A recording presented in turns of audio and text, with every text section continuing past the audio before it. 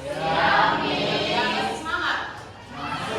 Ya, yakin masih semangat? Oke. Ini kembali lagi kita bertemu di pelajaran coding dan KA. Apa itu KA? Arti? Ya, oke, sebelumnya bisa absen dulu ya. Banyak yang nggak hadir hari ini? Lumayan.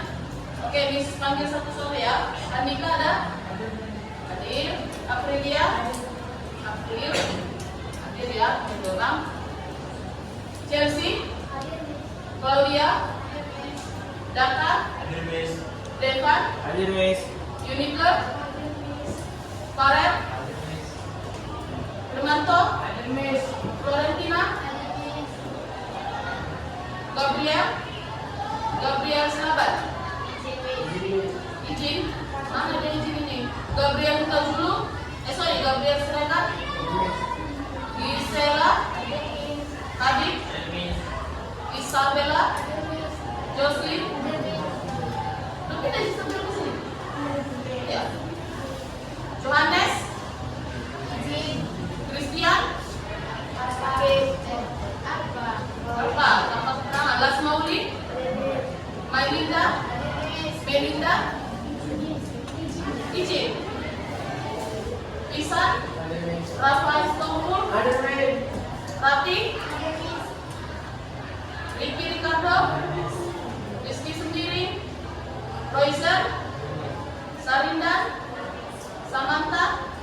Stephen? Joel? Sakir ya. Oke, jadi ada beberapa yang nggak hadir ya. Oke, kita lanjut ya materi kita hari ini. Hari ini nanti ada beberapa capaian dan tujuan pembelajaran yang akan kita dapatkan ya. Oke, coba perhatikan papan di depan. Sebelum kita masuk ke materi intinya, kita harus tahu dulu apa capaian pembelajaran yang harus kita dapatkan dari materi hari ini. Oke, di sini ada 3 capaian pembelajaran, tapi hari ini kita fokus membahas mengenai capaian pembelajaran yang pertama. Bisa dibaca? Bisa ya. Yang pertama apa capaian pembelajarannya? Coding. Kalian harus paham apa itu sebenarnya coding. Nah, kalau kalian sudah paham yang capaian pembelajaran pertama, maka kita masuk ke step berikutnya, yaitu masuk ke logika pemrograman. Di sini nanti kalian akan sedikit belajar mengenai pemrograman. Ya. Kemudian yang terakhir itu ada capaian pembelajarannya simulasi AI sederhana. Setelah kalian paham apa itu coding, kemudian kalian bisa menerapkan ke dalam bentuk pemrograman. Yang terakhir, kalian harus bisa menggunakan atau mengakses AI yang sudah dibuat melalui bahasa pemrograman. Ya, jadi ada 3 capaian pembelajaran dari materi ini. Nah, berikutnya tujuan pembelajaran. Tujuan pembelajaran kita yang pertama, ya, kalian harus mampu nanti menjelaskan bagaimana itu konsep dasar coding. Ya, kemudian kalian juga harus paham apa itu algoritma di dalam pemrograman. Oke, nah yang kedua, kalian harus bisa menjelaskan apa itu pengertian kecerdasan artifisial dan bagaimana mengaplikasikannya. Mengaplikasikannya berarti menggunakan, itu dia. Dan yang terakhir, menerapkan logika dasar pemrograman untuk simulasi AI. Jadi di sini kalian diharapkan bisa berpikir secara logika. AI itu cara penggunaannya seperti apa. Jadi bukan asal-asal dipakai jadi enggak. Ya, step by stepnya kalian harus paham. Nah, jadi nanti kita masuk ke tujuan pembelajaran yang pertama dulu. Ya, harus paham dulu kalian bagaimana konsep dasar coding dan seperti apa itu algoritma di dalam pemrograman. Paham ya? Oke, sebelumnya di pelajaran TIK itu sudah kita bahas mengenai algoritma. Apa itu algoritma Isan? Iya. Langkah-langkah dalam pencapaian masalah. Oke, coba Jocelyn. Algoritma apa? Ya, algoritma itu adalah urutan langkah-langkah dalam penyelesaian masalah yang disusun secara sistematis. Jadi informatika ada sedikit menyinggung ke sini, yaitu dari algoritmanya. Oke. Nah, berikutnya pengenalan berpikir komputasi.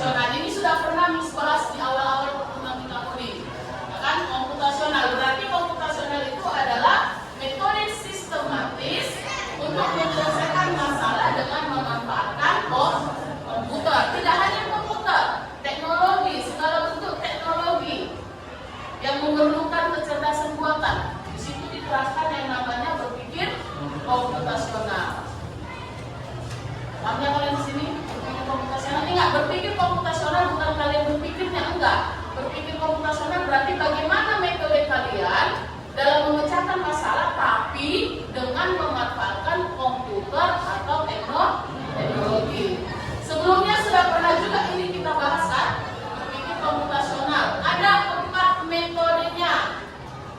4 metode. Yang pertama apa? Dekomposisi. Ya, ada dekomposisi. Dekomposisi itu berarti ya memecahkan masalah yang besar atau yang kompleks jadi lebih kecil. Yang kedua, pola kita ngapain di sini? Iya, kita identifikasi atau kita kenali bentuk dari pola masalah yang terjadi. Yang ketiga, abstraksi. Abstraksi ngapain? Iya, kita mencari atau memilih informasi yang paling penting, ya kan? Yang paling penting, yang tidaknya itu kita sisihkan atau kita abaikan sedikit. Yang keempat, ya algoritma berarti ya menyusun langkah-langkah yang sudah kalian baca sebelumnya ke dalam bentuk urutan yang sistematis. Yang keempat ini jangan dilupakan ya. Kalau sudah bisa kamu terapkan yang keempat ini, maka kamu sudah bisa menerapkan berpikir komputasional. Ingat, berpikir komputasional bukan cara berpikirmu aja, tapi bagaimana caramu berpikir, terus pikiran itu kau tuangkan menjadi metode. Metodenya itu kau laksanakan dengan memanfaatkan komputer. Itu dia berpikir komputasional, oke? Nah, itu dia membuat algoritma jadwal harian. Ya, ini ada suatu contoh kasus. Coba kamu baca Kak? Bisa dibaca? Oke, coba baca.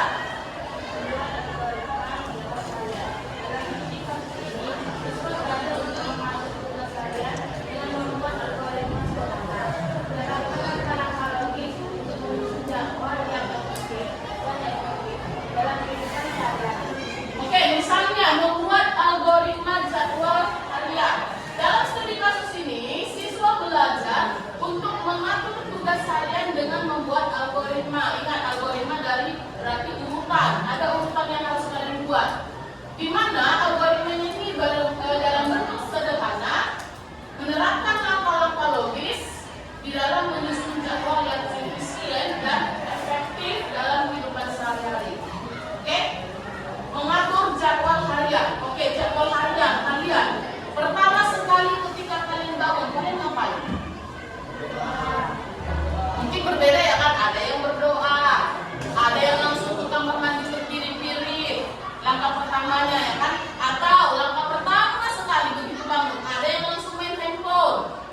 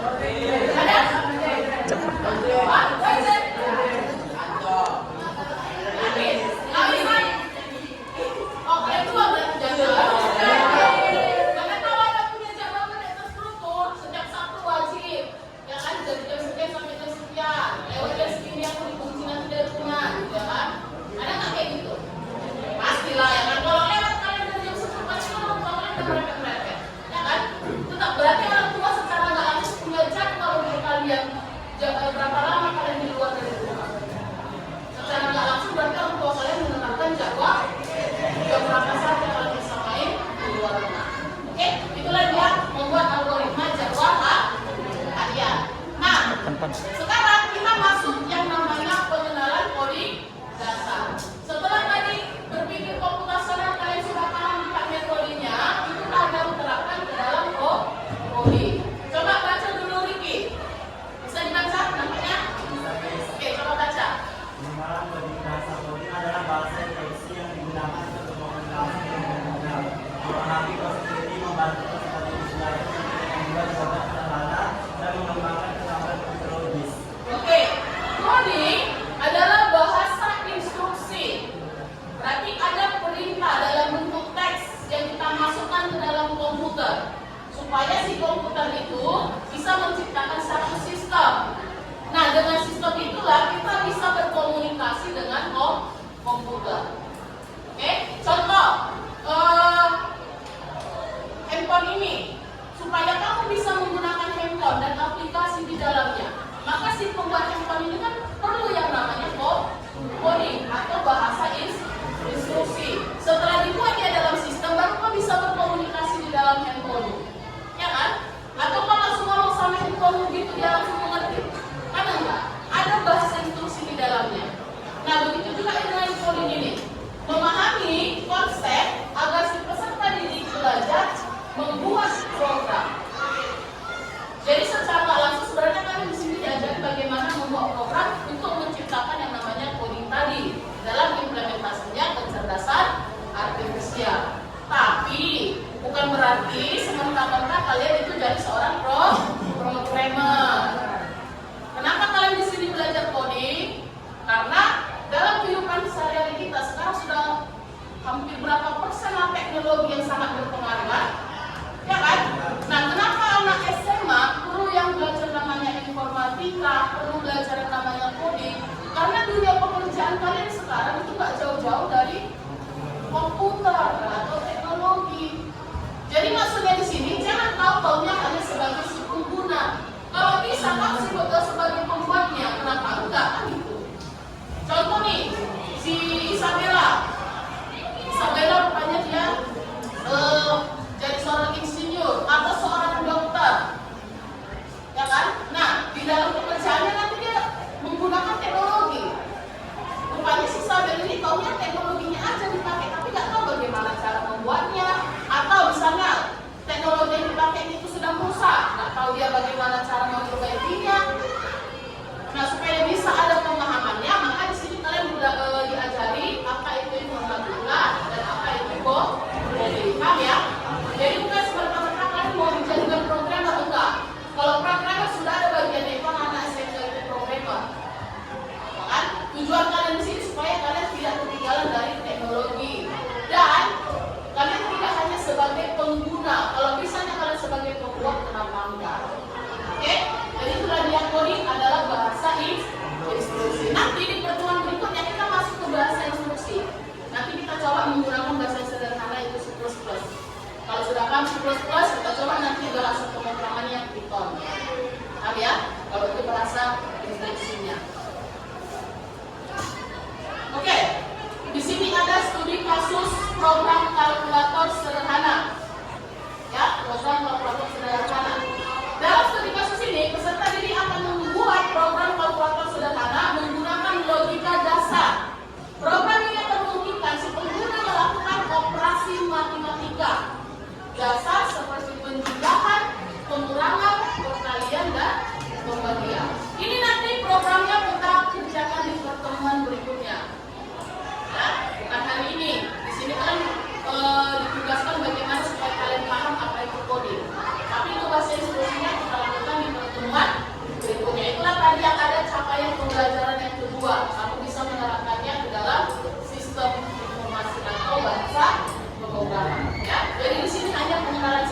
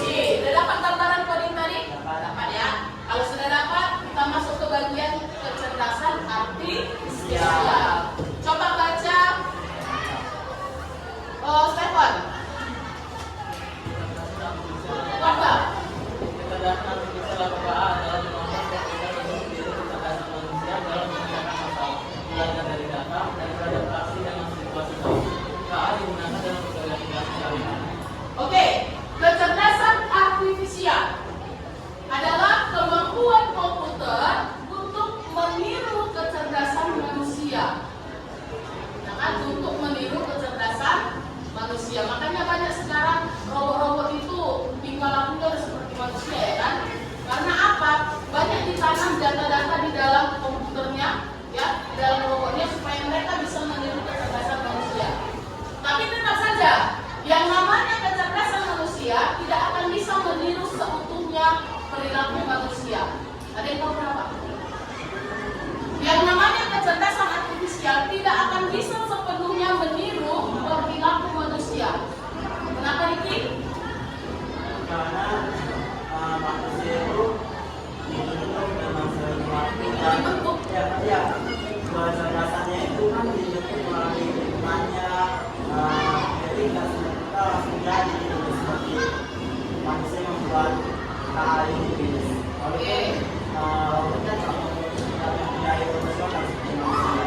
Oke, walaupun robot yang mempunyai emosional, ya ada yang lain jawabannya sudah hampir mendekati dia, sudah hampir mendekati, bukan berarti salah ya, enggak.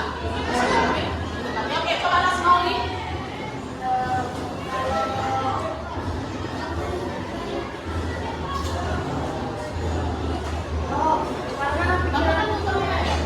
Karena pikiran manusia itu sadis, itu terbentuk secara alamiah. Jadi dia berpikir itu tergantung lingkungannya sama caranya. Sedangkan robot itu dari rancang dari konsep. Jadi kalau misalnya robot itu ini dibentuk untuk dipakai, jadi dia praktiknya itu ya dia cuma dipakai. Oke ya, ini juga sudah hampir udah mendekati, sangat mendekati, ya kan? Kalau tadi ini dia 60%, jelas Mauri sudah 95%, ya. Nah, paling utama yang membedakan kecerdasan artifisial dengan manusia, yang paling utama yaitu emosionalnya, kemudian pendataannya, ya. Kalau emosional, robot itu nggak tahu dia itu kapan harus marah, nggak tahu dia kapan harus sedih, ya kan? Tetapi kalau manusia bisa berubah-ubah. Misalnya hari ini dia sedang gembira, semenit kemudian tiba-tiba bad mood, ya kan? Karena dia punya rasa emosional. Kalau robot enggak, robot bisa berperilaku dengan seperti manusia, dia hanya berfokus pada data yang tersimpan. Itu dia. Nah, sedangkan kalau manusia tadi ada akal budi dan perasaannya. Jadi walaupun tadi kecerdasan manusia memecahkan masalah, ya, dengan meniru perilaku manusia, tapi tidak sepenuhnya. Oke, nah ini contoh. Ini kalian tahu dari mana ini handphone? Tahu dari mana ini handphone? Dari bentuknya, ya. Kemudian coba ini, sama nggak handphone kalian? Bisa ada dua handphone, sama nggak handphonenya? Sama.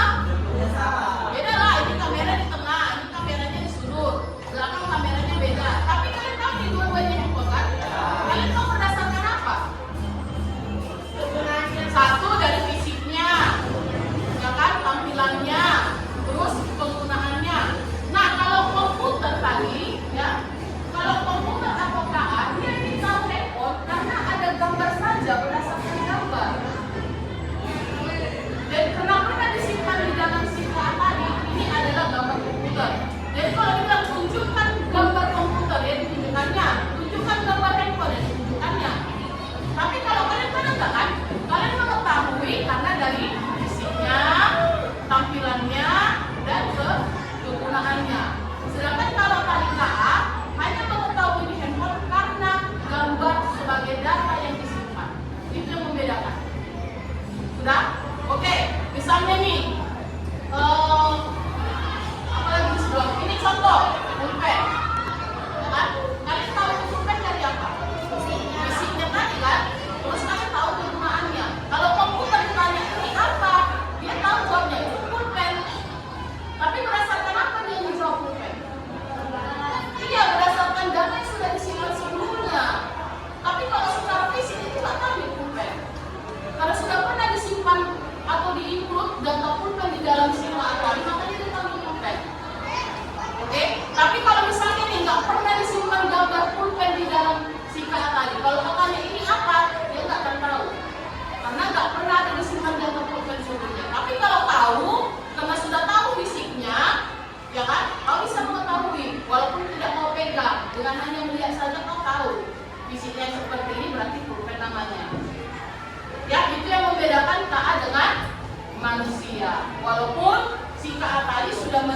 bagian perilaku ataupun kecerdasan manusia ya. Paham sampai di sini kecerdasan artifisial tadi? Oke, berarti di sini apa? Menirukan kecerdasan manusia ya. Nah, simulasi AI menebak pilihan. Oke, simulasi AI menebak pilihan. Sama yang Miss bilang tadi, menebak. Sebenarnya AI itu bisa memberi jawaban karena dia punya data. Tapi kalau kau bisa memberi jawaban karena kau tahu yang ada ilmumu dan kau tahu fisiknya secara langsung. Itu yang membedakan. Nah, di sini simulasi AI menebak pilihan. Dalam contoh ini, si peserta didik yaitu kalian akan mengembangkan simulasi AI sederhana yang dapat menebak pilihan pengguna berdasarkan aturan yang ditetapkan dengan menggunakan logika dan algoritma yang sudah dipelajari. Ini nanti di pertemuan berikutnya juga kita bahas ya, bagaimana kita membuat coding tadi supaya bisa menjadi kecerdasan artifisial dan si pengguna bisa memakai. Pengguna itu ya kalian, ya kan? Jadi contohnya ini menerapkan game. Gamenya ini bisa memberikan tebakan berdasarkan aturan yang ada dibuat dan ada algoritma di dalamnya. Contoh kayak apa lagi tebak-tebakan ya? Misalnya tebak-tebak kata, ya kan? Baru aplikasi berarti bisa apa misalnya memang. Oh ini aplikasinya apa namanya? Kalau iklan-iklan yang misalnya contoh nih, ada gambar, ada tulisan kita gabungkan menjadi satu kata. Tahu nggak itu? Misalnya bangku, bang, ada kata laki-laki, abang, A-nya dihapus. Baru ada paku, P-nya dihapus, jadi bangku. Kan gitu dia. Nah itu kan salah satu tebakan juga kan? Dan itu bisa dari sini diterapkan. Oke? Ya berikutnya, pengenalan konsep algoritma. Ya, pengenalan konsep algoritma. Ini kalau ini udah pasti tahu lah ya. Algoritma adalah proses sistematis untuk menyelesaikan masalah yang terdiri dari langkah-langkah terperinci. Oke? Nah, satu contoh algoritma sederhana yang ingin kalian buat. Sekarang kalian ada di ruangan kelas 11C. Udah, Miss ingin kalian turun ke lapangan. Algoritmanya bagaimana? Yang pertama, keluar dulu dari ruangan, baru kemudian melewati tangga. Setelah melewati tangga, baru keluarlah lapangan. Berarti ada urutannya kan? Atau ada urutannya keluar ke pintu langsung lompat ke bawah? Ya, itu bisa juga jadi algoritma. Cuman kan nggak logis namanya. Masa kau lompat dengan mencelakai dirimu sendiri? Ya kan? Di situ memang algoritma ada langkah, tapi dia tidak logis. Sedangkan algoritma tadi apa? Menyelesaikan masalah yang secara logis dalam arti masuk akal. Kalau tadi itu bukan masuk akal, masa kau keluar dari ruangan tapi dengan mencelakai diri sendiri? Kan nggak masuk akal namanya. Atau ada di sini yang bersedia dirinya dicelakai? Ada nggak? Nggak ada kan? Kau dikasih badan yang sehat, tubuh yang kuat ya kan? Masa dengan mudahnya kau celakai? Dijaga harusnya, oke? Jadi inilah pengenalan untuk coding hari ini. Ya, di pertemuan berikutnya kita akan masuk yang namanya penerapan dalam aplikasi AI tadi, ya, dengan menggunakan bahasa instruksi. Ada yang mau ditanyakan sampai di sini untuk materi hari ini? Ada ya. Jadi besok praktiknya kita menggunakan handphone. Ya, kita mengaplikasikannya dari handphone. Jadi misalnya minggu depan di bawah handphonenya supaya kita bisa mempraktikkan bahasa instruksi tadi yaitu bahasa C++ dari handphone kalian. Bisa di bawah handphone minggu depan? Bisa, Miss. Oke, jadi itu udah dulu pertemuan kita hari ini. Karena tidak ada yang bertanya, maka Miss yang bertanya. Bisa kan? Bisa. Tadi Miss kasih kesempatan kalian untuk bertanya, nggak ada yang bertanya, berarti Miss yang bertanya. Oke, kalau dia senyum, ya kan senyumnya menggiurkan ya kan? Dengan apa tuh? Bendo-bendo rusa. Udah bertandu sekarang ya, tahun 2020 kan udah bertandu ya. Oke, Claudia, coba dulu terangkan pemahamanmu tadi dari penjelasan Miss mengenai coding.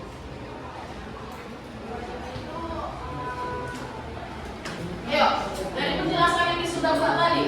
Apa yang kamu tangkap mengenai kode tadi?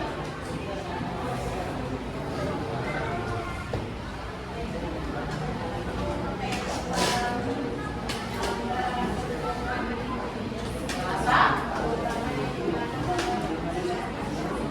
Oke. Coding itu kata psikologi bahasa pemrograman yang diterapkan ke dalam kecerdasan artifisial. Oke, coba Farel, yang kamu pahami tadi dari penjelasan Miss mengenai coding.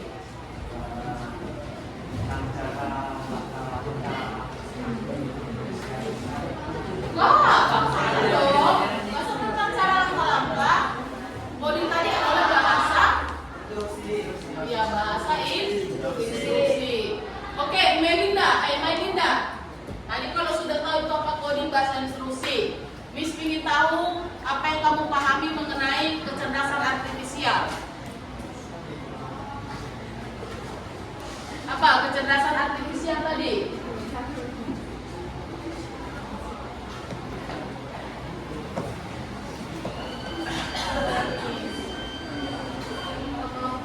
Kemampuan untuk memahami dari pengalaman dan menanggapi yang sudah ada. Oke, coba Ricky. Kecerdasan artifisial tadi apa, Pak? Kecerdasan artifisial ialah menyelesaikan masalah dengan meniru kecerdasan manusia. Ya, kecerdasan artifisial adalah memecahkan masalah dengan meniru kecerdasan manusia. Oke, coba sih. Nah ini dia, Firmanto. 4 metode algoritma apa? 4 metode berpikir komputasional.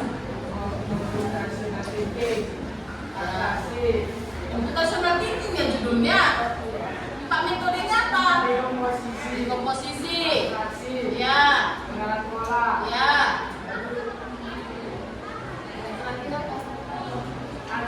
Algoritma desain. Oke, berarti di sini misalkan saudara pada sudah pada paham ya. Jadi materi berikutnya kita sudah masuk ke coding. Berarti harus paham lagi apa itu mengenai coding, dasar-dasarnya harus kamu ketahui. Oke, itulah dulu pembelajaran kita hari ini. Ya, kita lanjut di pertemuan berikutnya. Apa yang sudah kalian pelajari hari ini jangan dilupakan, karena belajar hari ini tetap juga kalian pakai untuk pembelajaran di hari berikutnya. Jangan langsung kontak sebagai masa lalu, ya kan? Tapi kalau dia sudah menyakitimu, ya bolehlah kontak masa lalu. Nah, silakan hapus dari kehidupanmu, dari pikiranmu. Tapi kalau untuk pelajaran Miss, jangan sekali-sekali kau hapus dari pikiranmu, oke? Masuk di sini. Sempat kau hapus langsung itu, Miss masukkan lagi semua ke dalam pikiranmu, ya kan? Atau dari rumah langsung, Miss hipnotis kau. Dari rumah langsung Miss buat, ya kan?